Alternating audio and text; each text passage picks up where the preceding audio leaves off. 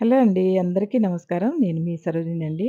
ఈరోజు శివలింగాన్ని కూడా అన్నీ మనకున్న విగ్రహాలన్నీ కొన్ని పెట్టుకొని నేను వినాయకుడు, లక్ష్మితో సహా ఈరోజు మాత్రం అభిషేకం చేసుకున్న తర్వాత అన్నిటికి ఇలా బొట్లు పెట్టుకున్నానండి. నాకు గంధం, కుంకుమ పెట్టుకోవటం అలవాటండి. శివలింగానికి కూడా పెట్టుకుంటా అండి. ఎప్పటినుంచో నేను అలాగే పెట్టుకుంటాను. ఇలా లక్ష్మి, వినాయకుడికి పెట్టుకొని, బొట్లు పెట్టుకొని అలా కూర్చొని పెట్టుకున్నానండి బియ్యంలో. పెట్టుకొని చక్కగా ఒక ఎర్ర పువ్వు పెడతానండి. గులాబీ పువ్వు నేను.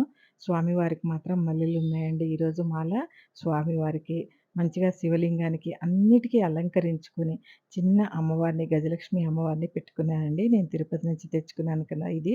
అప్పుడప్పుడు వెండిది కూడా పెడుతున్నాను. ఇది కూడా పెట్టుకుంటానండి నేను. చూడండి. ఇలా నేను నెయ్యి పోసి చక్కగా 3 ఒత్తులేసి వెలిగించుకున్నానండి అమ్మవారిని.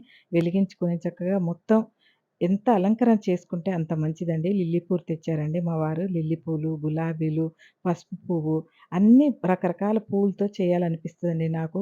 కానీ వచ్చిన వాటితో ఏ రోజైతే ఏది దక్కుతాయో వాటితోటే చేసుకుంటానండి.